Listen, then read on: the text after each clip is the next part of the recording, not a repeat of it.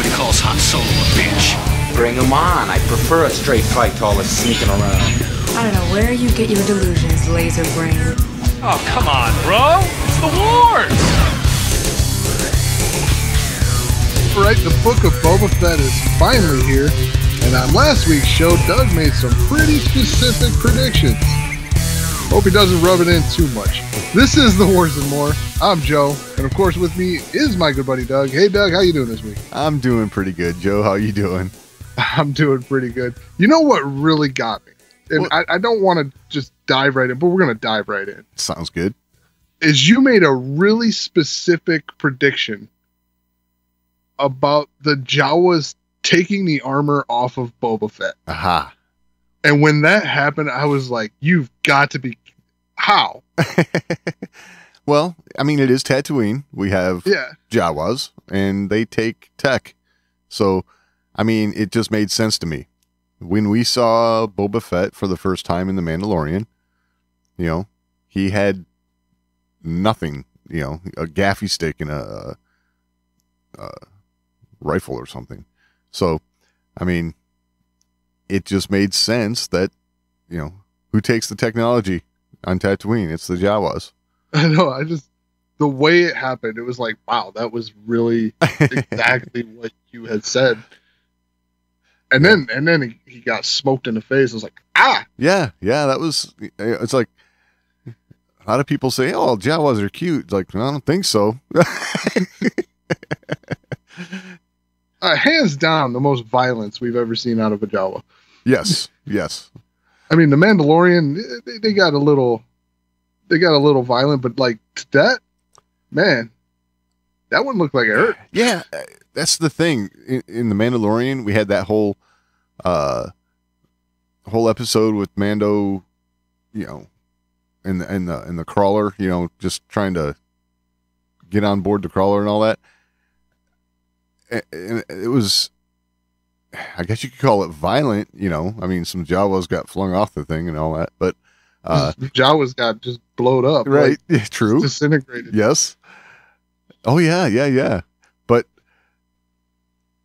it was more comical, you know. This was just brutal, you know. Like, you know, he wakes up, like you said, smoke him in the face, and he's out again. I'd say this episode of Book of Boba Fett, you guys got to have some CTE going on right now. Yeah, so I mean, it was it definitely looks like the flashbacks are going to be a thing. Yes. Now that coincides with what you said. Like, the flashbacks will probably be interspersed throughout, which it looks like that's going to be the case. Yeah, he goes into the Bacta chamber and right. There seems to be something going on with that too. The Bacta chamber, right? Because they had that little fight in the city square, and you know, that kind of like took him out of commission. He knew he had to get back to the Bacta chamber. Yeah. I mean, he was getting digested. Yeah, it's true. Yes. Which, it was kind of cool to see that in on screen a little bit with the stormtrooper armor, how it was getting pitted and you know holes in it and stuff. Right. Which clearly the Mandalorian armor much stronger, you know, and God knows how long that stormtrooper was there. Right. Yeah, that was weird that the oxygen was cool. Like, yeah, that was something that I was a little struck by, because I wasn't quite sure what that was. That hose that he yanked out of the armor and used to breathe with. I can't remember where we've heard it, but I'm fairly certain we've heard that. It was in The Force Awakens, right? Stormtrooper armor. Yeah, but they filters filter, right? Smoke, and but it's not what is it? It'll filter out smoke but not toxins. Right, that's it. Yes. So, yeah, not sure what that was all about there. how that worked, but I'm sure there'll be an explanation somewhere for us. Yeah. Yeah, I didn't know they had like onboard oxygen. Like, Yeah. so what did you think of inside the Sarlacc there? Like, That was a little creepy. Kind of, gotta be honest, what it reminded me of was that one character in the Tartakovsky Clone Wars that rode on the speeder bike and the jousting thing and all that. And he's made up of all these worms or whatever. oh yeah, It kind of looked like that on the inside of the Sarlacc, you know. But and I really thought that Boba Fett was going to use some other type of munition to get out, like maybe the rocket launcher. You know, he's like burning a hole through the side of the thing. That was also weird to see him come out like, 20 feet away from the hole. yeah, that was interesting. But I guess there's the teeth and stuff the other way. Yeah, that's true. But I mean, it was clearly the Sarlacc was dead because those tentacles over there were just laying on the ground. They weren't moving around. So I think he actually took it out from the inside out with fire. Right. Well, I mean, that's the way it went in Legends, right? He did kill the Sarlacc, so Yes. Wow. but they didn't really drag that out. Like, Yeah. And that's the thing. I thought they might focus on that a little bit more. It's one of those things that has been like on the minds of Star Wars fans for years, right? Decades. If Boba Fett's alive, how did he get out of the Sarlacc? And it was just a pretty quick little story, unless we revisit it some more and get more detail, but I think it's pretty well covered at this point. Yeah, I just thought it might be a little more in depth. You know what I mean? yeah, I mean, it seemed pretty easy. Yeah, kinda. But by the time he got out, it had been a little bit because there's no more. Like I thought we were going to get a flashback, which we did, just to a different movie, and see the end of the battle, but and have it lead right into what we're going to see here. But all the wreckage of the sail barge and everything is just it's done burning. So. Mm-hmm. Clearly, Boba Fett's been in there a little while. Right. Yeah. At least there's no smoldering wreckage. It's all just chilling. Yep. So days at the very minimum, right? Right. I would say more than likely, probably weeks. Only because of the pitting and things like that. Yeah, could be. I mean, they really did emphasize the slowly digested. True. Over 1,000 years. Yes. But yeah, I mean, it definitely did some damage. Yeah. So yeah, go ahead. The episode 2 stuff, like what'd you think of that? Like he literally was like seeing different highlights throughout his life, but it went from episode 2 to the Sarlacc. Right. Well, it's all trauma, right? It's all bad stuff that happened to him. So, the episode 2 footage, that's probably the moment that makes him who he is, right? And then we go into what was probably his worst day, Yeah, it definitely wasn't a good one. Right.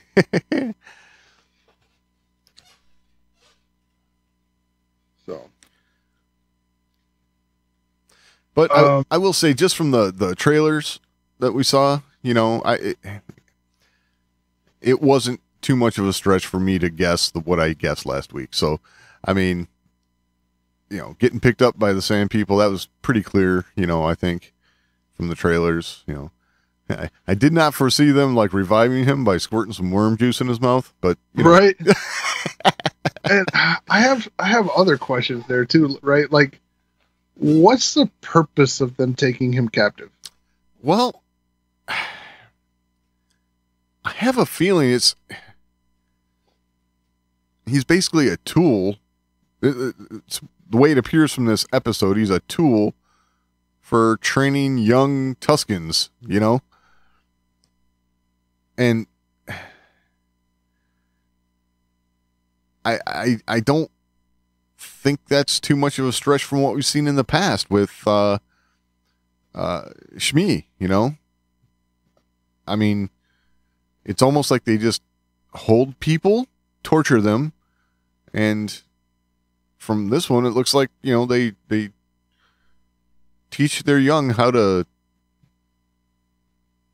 do that, I mean, this doesn't stray from the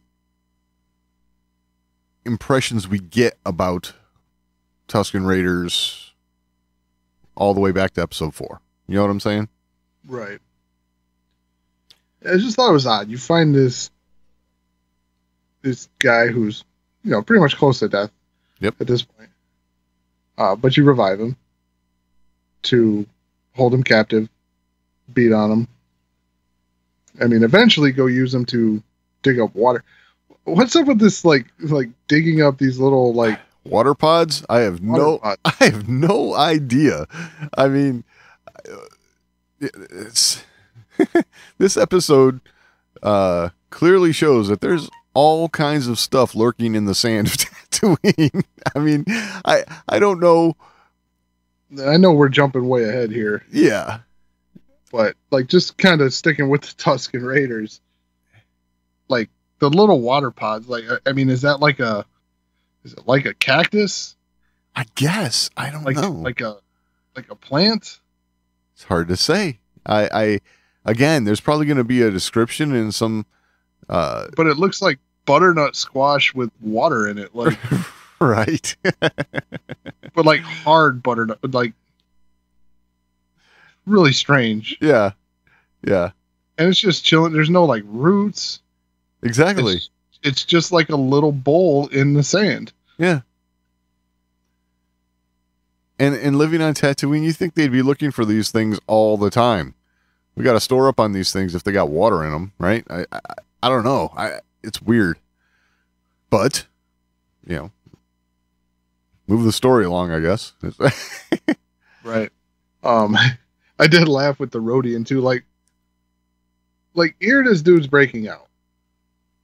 Yes. Asks, do you want me to cut your bonds, right? Yeah. And then he's like, hey, this guy's getting away. Exactly.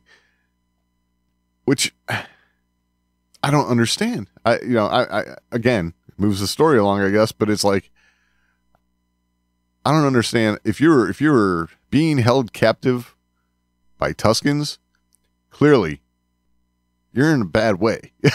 And have we seen red Rodians before? In the Clone Wars, I believe. Oh, okay. So not in live action, but yeah, that didn't really stick with me. I didn't remember seeing red ones. Right. I remember seeing, different complexion, Twi'leks and stuff. Right. But I don't remember. But I mean, we've seen different complexion Twi'leks in live action. Yes. Which I gotta say, I do like that about this show so far. Is the aliens, these are classic Star Wars aliens that, clearly recognizable, takes you back, it's familiar. Yeah, apparently all extinct by the sequel trilogy. Exactly. That's what I'm getting at. It's like we couldn't see any of these species around, these, alien races around then? Because it seemed like it was all new aliens for sequels. Yeah. Definitely lots of new aliens. Yes. Yeah, it is. I mean, that was the same thing with The Mandalorian, right? You kind of got back to the familiar aliens. Right. Still were some new ones, but yeah, it wasn't just all new ones. Like we have to be 100% fresh. We got to come up with all new stuff. Like, yeah, but you're taking the recognizability out of the equation, right? So what'd you think of the look of these Tuskens? A little bit different look than we've seen in the past. Right. I mean, like these were like, they seem to be adorned with a little more bling than usual. Well, I mean, obviously the one was like the chief or whatever, right? Like, right. So he was much more adorned, and I'm guessing that was, the chief's wife or whatever. Right. That beat the crap out of him. Yeah. So obviously a little more adorned. The other ones looked a little more basic. Yeah. But yeah, for sure, definitely a different look. The headgear was different feeling too. Yeah, a little bit. Looked a little less like a patchwork, like leather mask, right? Yeah. Yeah, it was and for some reason what I'm thinking is that we're actually getting better looks at these Tuskens through this show than we ever got before. Because it was either way off in the distance or, flashing real quick on screen, in the past. I'm referring to like episode 4, that sort of thing. So, well, even in episode 3, there were no like real good looks. Or episode 2. Right. Episode 2. That was also a pretty dark scene, lighting wise. Right. Yeah, a lot of campfire stuff. Yep.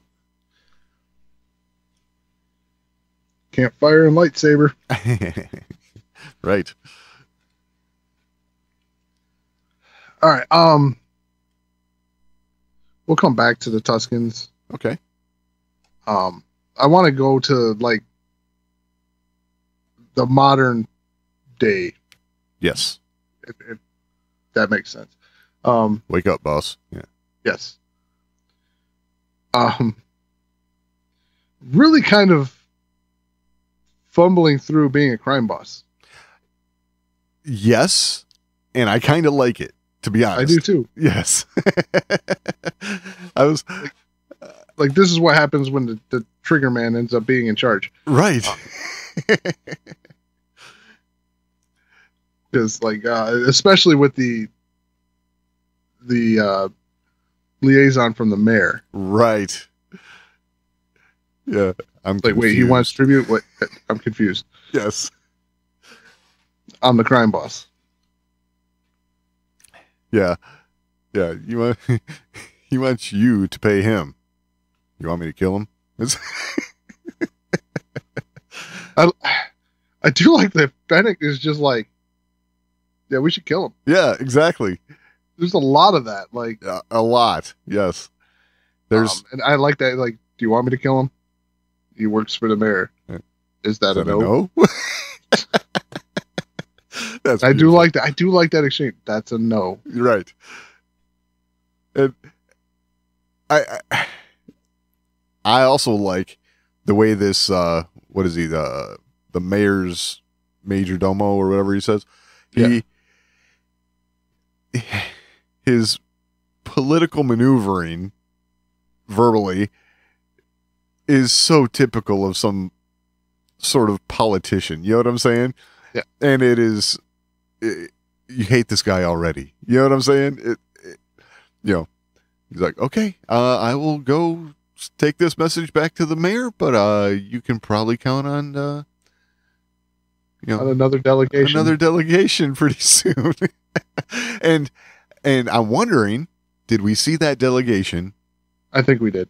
Yeah, in the form of those assassins. Yes, that I believe was the delegation. Yeah. That was round 2 of talks. Right. Yeah, I think so too. It's pretty clear that I think this is going to be a more, I don't want to say complicated, but I think we're going to have different story threads that we're going to be following all at the same time throughout these shows, these episodes, because we saw that go on, right? He's going to have some conflict, being the, I'm the crime lord here, right? With that. And then there's also in the flashback that biker gang that he saw attacking that homestead, leaving the graffiti on the house, which I don't know. I thought it was like Justice League, maybe. I don't know. It looked like a J and an L kind of. But I'm sure it's just some symbol, right? But very Mad Max-ish, right? Like yes, for sure. So Marauders, like. So I think that's going to be something that he flashes back on, and how he ends up having to deal with them, and kind of has to deal with something not similar, but maybe similar along, I don't know, but more conflict in the present tense. So interesting. They're setting up multiple threads for plot lines here that are going to take place, it appears. Yeah, I did like the Transdotion too. Oh yeah. May you never leave Mos Espa. Yes. Yes, that was funny. It looked like he had a Wookiee pelt. Yep. It was like, ooh, ouch. Yeah, Transdotions and the Wookiees, I know. There's a history there. So what'd you think of the Gamorreans? How do you mean? Well, to me, they seem a little different. Okay, they look different. Like they look leaner than they did in Return of the Jedi. We'll put it that way. So there's that. Oh, I mean, so we already had that kind of thing go on, right? With those fighting right Gamorreans in The Mandalorian. So I didn't find it that jarring. Okay. I think it's just like updating. Yeah. And I will definitely say, seems like something George would do once the technology's there. Right. I will say that, with the action sequences they had to participate in, it kind of makes sense. But, just a different look from what we're used to. Oh, without doubt. And he seems to be like really anchoring himself into this, letting people live and, kind of, you work for me now, this whole, the mayor's major domo, the Gamorreans, Oh, he's definitely trying to be the benevolent, right? Right. Which kind of went against the grain with 8D8. If you recall, I loved how much of a role that droid played in this episode, where he's kind of like, we could torture them and their squeals will send a message to, because this is the guy who in Return of the Jedi was torturing the Gonk droid. Mm-hmm. He's the one pulling the lever, No. Ah! Right. All that stuff, all that familiar stuff was just awesome for me. All kinds of like that kind of eye candy. That I'm why they go into the bar or whatever, the sanctuary, and you see Max Rebo, you see Rex from Star Tours. I mean, I was just like, wow, here's this, here's that. It's awesome.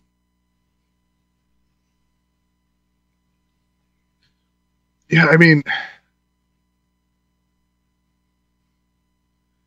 did you think that was a little much at the same time? I don't. Okay. Not for me. I mean, it's all. I don't think it is too much at all because Max Rebo makes total sense. He'd be playing the circuit on Tatooine. I mean, and Rex. It's not the Rex from Star Tours clearly, but it's the same model droid. Right. So. Again, all that kind of stuff just anchors me into Star Wars, If you want something that was a little weird for me, it was those droid dogs walking down the street, with that was a little strange. Wings on them. You know what I'm pretty sure that those were? Those Boston Dynamics dogs. I'm pretty sure they were. Really? Yeah, because the droid wrangler for them kind of like pushed them sideways, and it reminded me of those videos you see where they kind of like push them around and test their agility that way. So right. I got a feeling that's what they were, just with some extra coverings on them to make them fit in universe. So that was a little weird to me, to be honest, but they definitely stood out. Yes.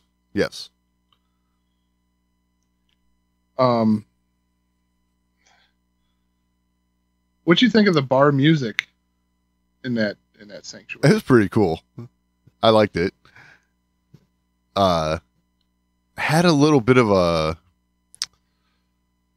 I guess what would you call it? Like I don't know. It's like something that you could walk into any small bar and hear playing,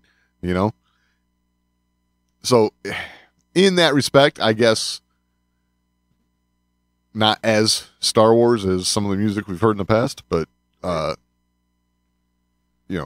certainly not bad, Well, the music's they're definitely broadening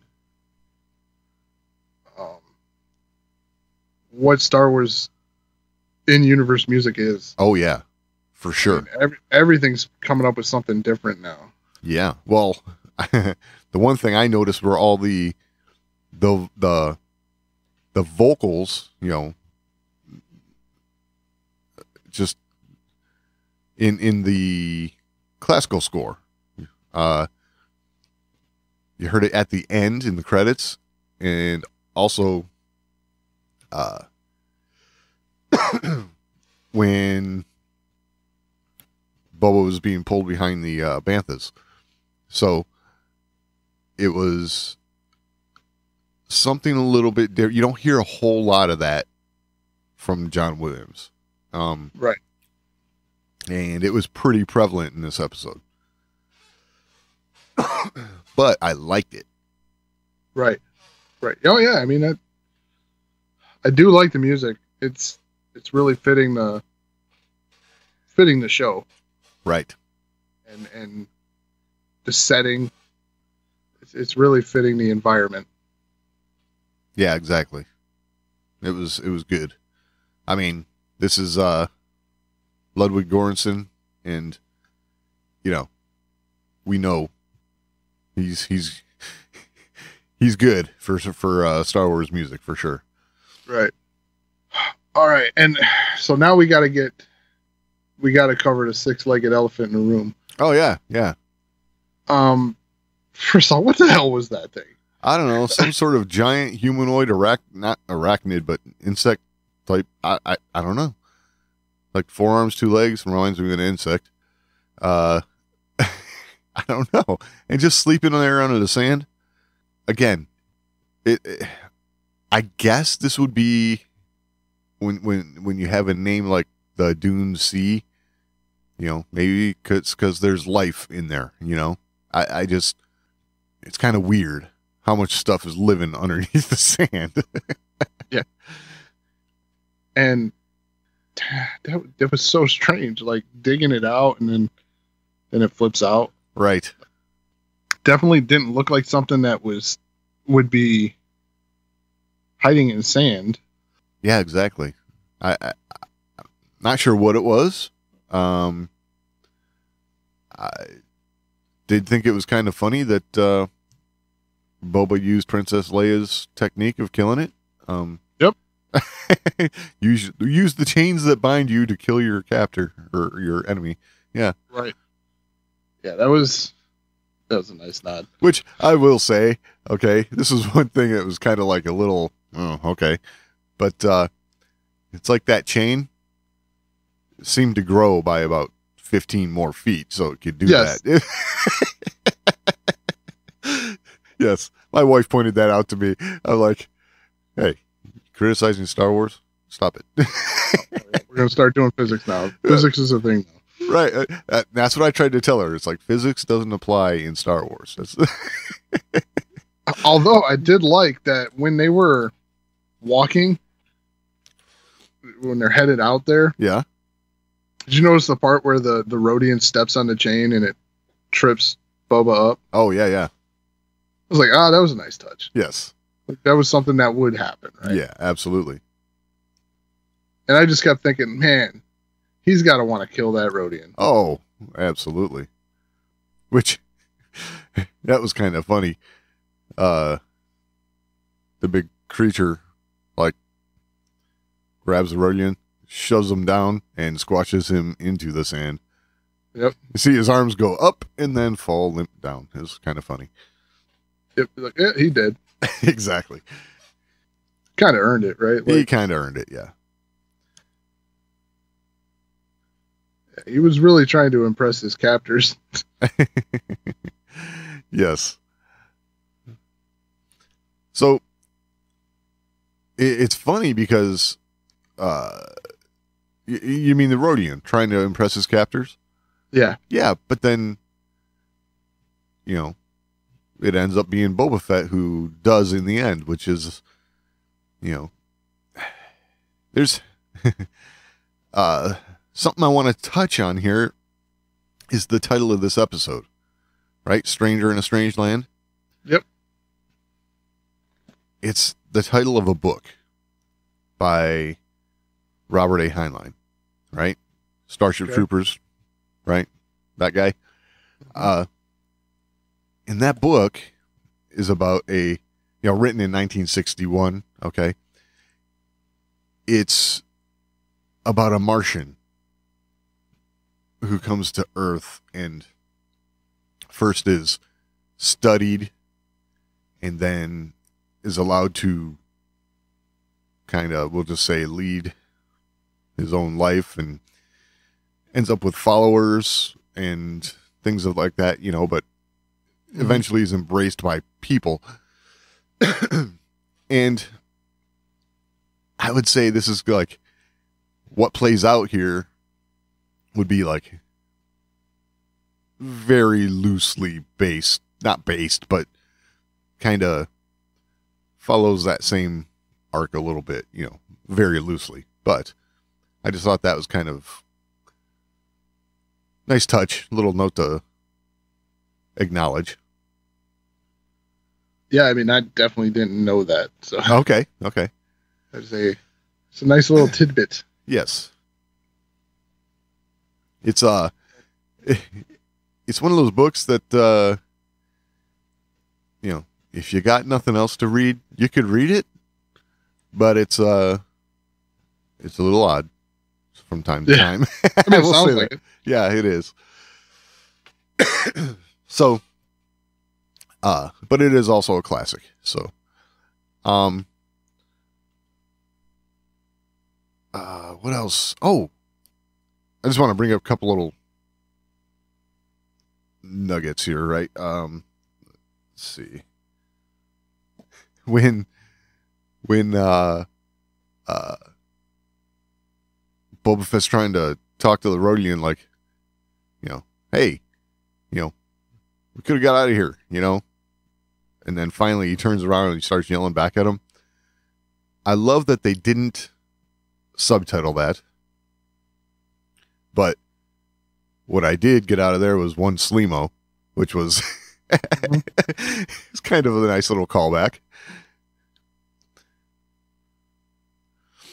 So at least there wasn't a McClunky. Yeah, that is true.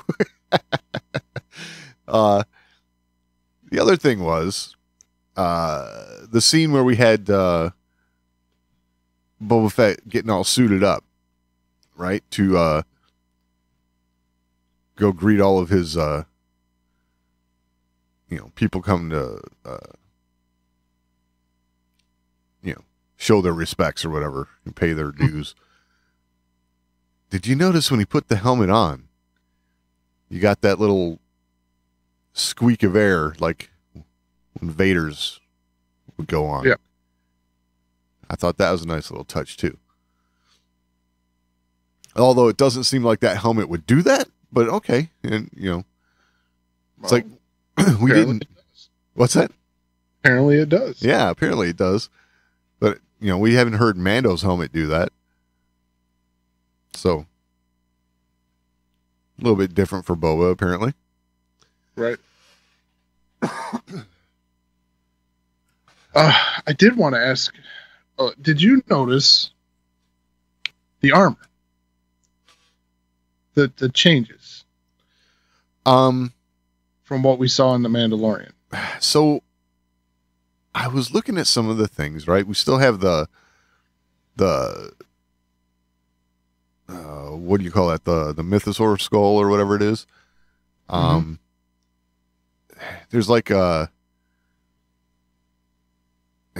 wasn't sure if this was there before or not, because I got to be honest, I always thought, yes, Boba had a set of cool armor overall, but I never really paid that much attention to the details. One thing I did notice is you don't see Wookiee braids anymore. Right. But there is that one little symbol. It's like a circle with like a strand of wheat or something going through it. I don't know what that was. What changes are you talking about? What I'm talking about is when he got the fresh coat of paint. Yes. In The Mandalorian. Okay. Just how plastic it looked. Okay. It seemed overdone, right? The fresh paint, it was a little too vibrant. Right. And sometimes paint can do that.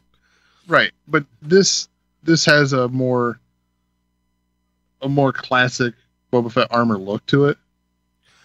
Okay, I got you. It's a little more dulled out.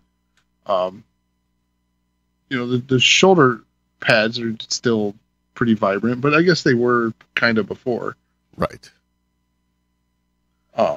But it's dulled back out. Like, it's got some battle damage to it. Yep.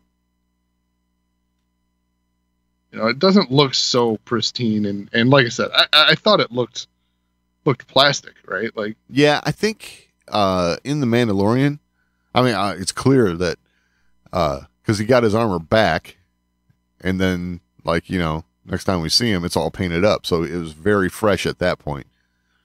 Right. So here, yes, he's been in a couple scuffles apparently between then and now. So yeah, I think the main thing I point out is just the dullness to the color now than what was previously applied. Like, it was really, really bright. Right. So, and I think what you're really referring to is like the contrast between the red and the green and stuff like that. Right. Like here, it's all, the colors are more muted. Yes. Yeah, I would agree. I think this is a better look. This is a definite better look. Because, yeah, the way we saw it in The Mandalorian was, it was definitely like, whoa, hey, yeah, you changed that, didn't you? Yeah, it was a shock. Yeah. Yeah, it was a definite shock. But it looks good now. It looks really good. Yeah. All right. So a couple more things that are going on in reference to the Book of Boba Fett, and honestly, I think this is really an old talking point from Joe Johnston. Okay. But just being reiterated, that Boba Fett should never have removed his helmet. Now it's being reaffirmed because now you have adult Boba Fett without the helmet on. Right. Whereas I'm pretty sure Joe Johnston was also kind of like, the mystery of Boba Fett kind of got ruined with, episode 2. Yeah, that's kind of where I was going to go with this. Is like, I wouldn't say that necessarily in reference to this show, because that cat's been out of the bag for, almost 20 years now. So, which is hard to believe, isn't it? Oh my God. But yeah, as soon as we saw Django with the helmet off, and we learned that Boba was a clone of Django, it's all over. We know who's under there. So it doesn't bother me to see him with the helmet off as much as we do. No, I mean, the cat's out of the bag, right? Right. And while I would agree that it probably would have been better to never remove that helmet,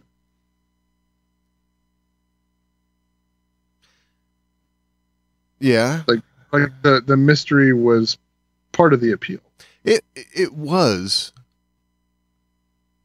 but I also feel like in order to tell his story, you kind of gotta get under the helmet and learn about the man a little bit. I mean, otherwise it's just I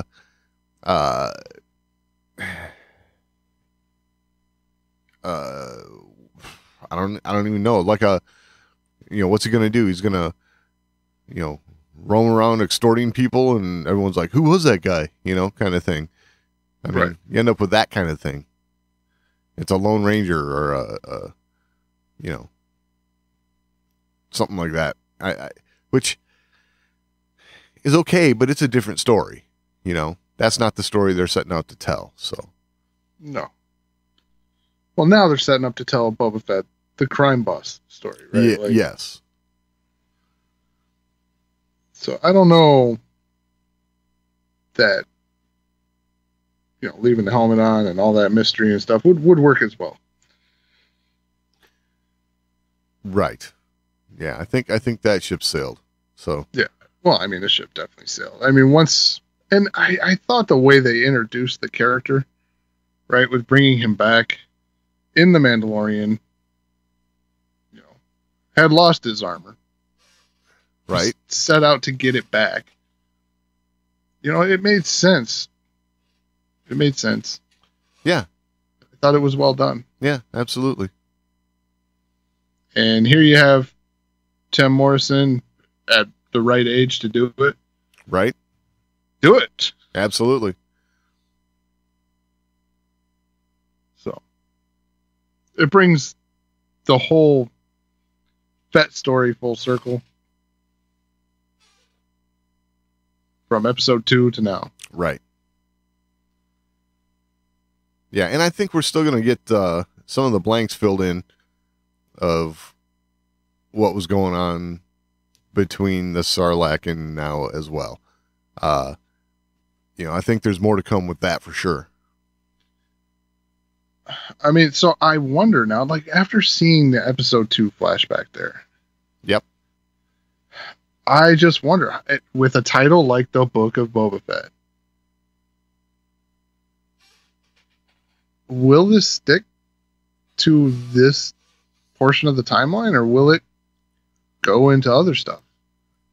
It's possible it could. I mean, Man,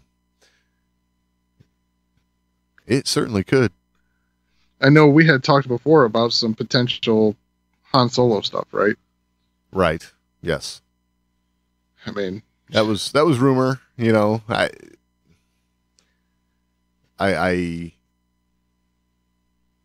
was half hoping for it, half not. You know what I'm saying? It's right. And I didn't miss it. I'll put it that way.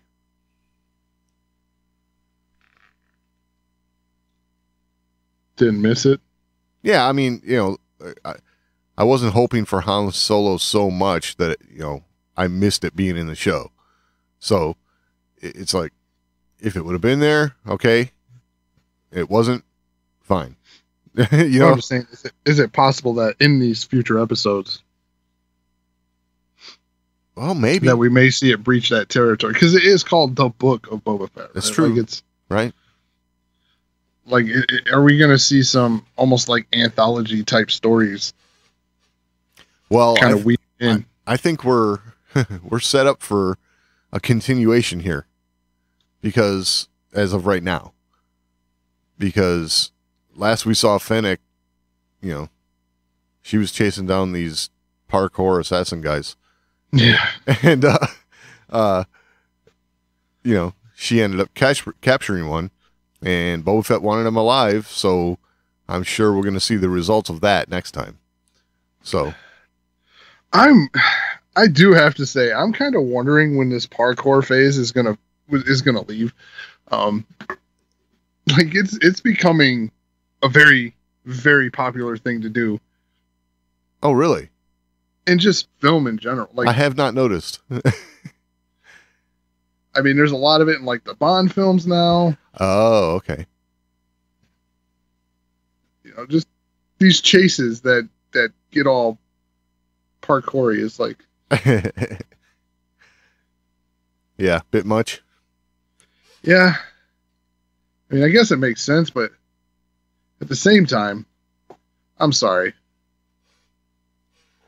Running on the roof is not the best way to get away. No, it's true. Whatever happened to just like ducking down an alley and then, making another quick left and. Right.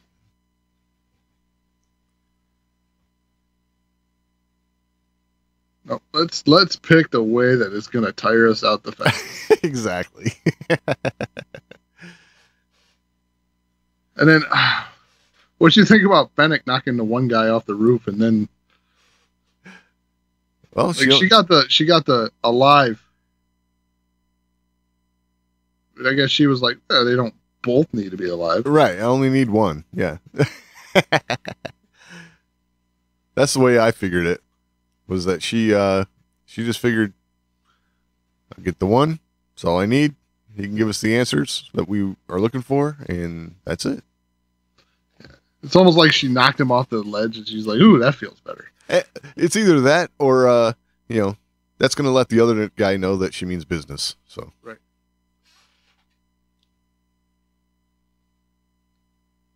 Yep. So, all right, one more thing that's kind of out there. Okay. And related. So Kasdan. Larry Kasdan? Double checking. Yes. I'm sure it is Larry Kasdan. Jonathan Kasdan. Oh, it's Jonathan Kasdan. Jonathan Kasdan. Oh, okay. His son. Gotcha. Co-writer of Solo. Oh, yeah. Okay. Yep. Okay. He revealed that he was not allowed to use Boba Fett in the standalone film. The character was off limits because he was in development elsewhere. Clearly. Okay. So, clearly. But I'm just curious. I mean, is it because they wanted to make a grand entrance for the character? In modern Star Wars? Because I'm just kind of like, this timeline is so far apart.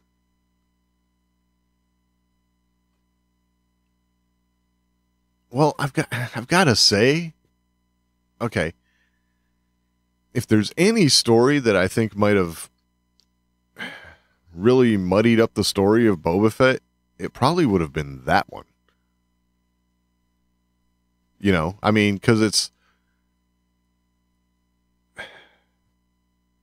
I know there's a lot of hay made about, like, you know, this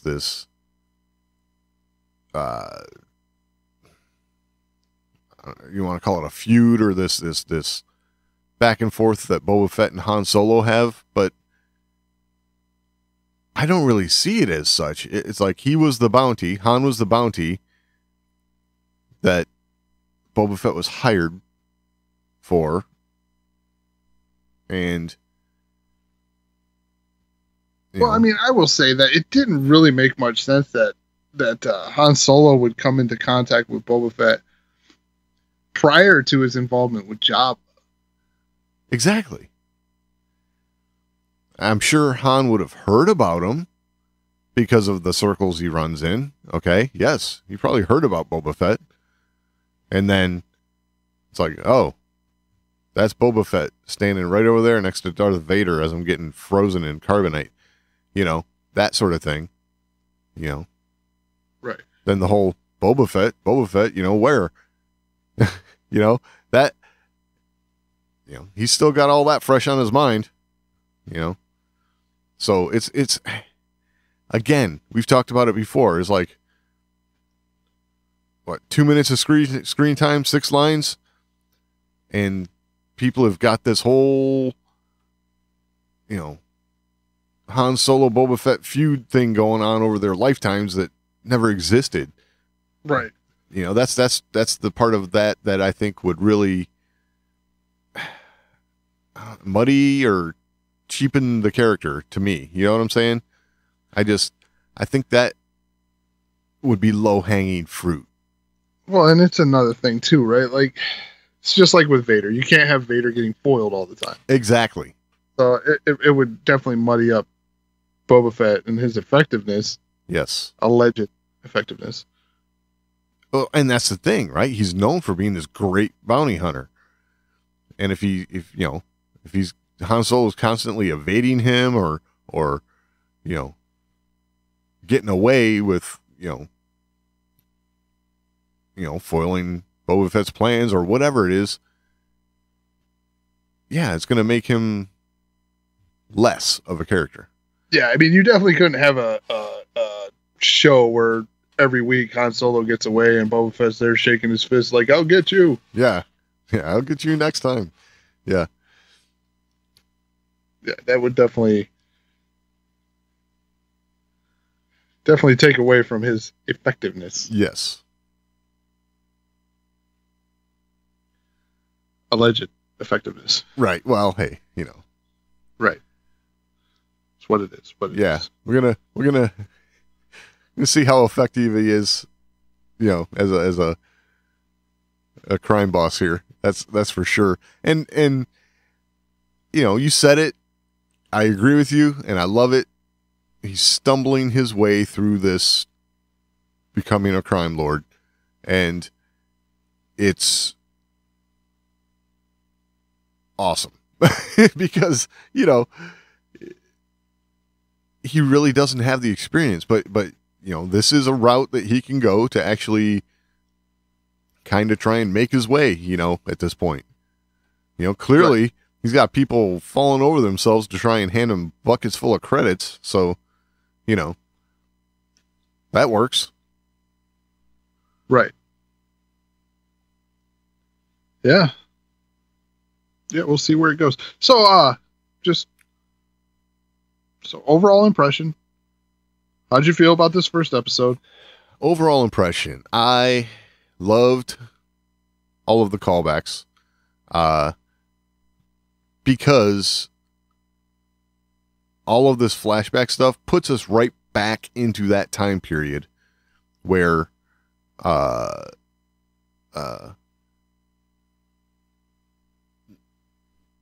you know, back in 1983, right? Return of the Jedi era. And then everything that's happening subsequently It's only a few years later. So, Right. Or however many years later. I don't know. Yes, I'm in. I love it. All right. I think I don't want to, come across wrong or anything like that, but I do believe that I am the target audience for this. Right. Yeah. Well, I don't want anyone taking that the wrong way, but it's the way it feels to me because, my kids, they needed some more explanation on a few things, right? Like, it's like, why is he crawling out of a hole in the ground kind of thing, and I had to go back and show them the scene from Return of the Jedi. So, just remind them. They've seen it before, but they're like, oh, yeah, but they haven't seen the movie 800 times like I have, Right. Right. It also shows that, man, how did that character become so popular? Right. Yes, exactly. Like, wait, why is he in the ground? Yeah. Well, you don't know the legend of Boba Fett? Right. He was the greatest bounty hunter ever. Yeah. That got killed by a blind guy. At least we thought. On accident. On accident, yes. But yeah, I mean, I feel the same way. I like the callbacks. I would say if I have one concern, I wouldn't say complaint. It's too early to have complaints, I think. Yeah. If I have one concern, it's this rushing him back to the Bacta. Yeah. That almost looks like he needs that to keep going at this point. Yeah. And if that's a thing, if they make him too frail, right, it's going to hurt. So, okay, I'm going to couple that with a concern about all these flashbacks we're having. I want the story. I want to see the story of between the Sarlacc pit and now, but I don't want it to be some sort of a PTSD, like he's dealing with emotional issues and stuff from all that, because it's like, this is supposed to be badass bounty hunter, It that seemed to me almost like they were echoing Vader too much, right? Exactly. So because I keep hearing this a lot, right? If I haven't heard it for Boba Fett, but I could almost see them going that route because I've heard it for Vader, right? In the comics, they were doing that with the Padme stuff. And I've heard talk of Obi-Wan going through this PTSD stuff. It's like, okay, everyone has stuff that they have to go through, but then get past. You know what I'm saying? That's the part where you got to remember, you get past it, Right. and Boba Fett, yes, all that stuff in the past happened to him. It was bad, but I think he could suppress that to the point where he can move on with his criminal empire. The part that concerns me is one line when he tells Fennec Shan, the dreams are back. And it's like, why are you telling her about it? That's the kind of stuff that somebody like what we thought Boba Fett was would just shut up about it and move on. Yeah. Yeah, I mean, at all costs kind of guy, right? Like, exactly. All right. Well, if you have anything to add, you can always email us, show@thewarsandmore.com. It's the best way to get a hold of us. We're also on social media. We're at The Wars and More on Twitter, Facebook.com/The Wars and More. You can find all that and all the ways to find the show over at thewarsandmore.com. Any final thoughts this week, Doug? No, I think that about covered it. All right. We will talk next week.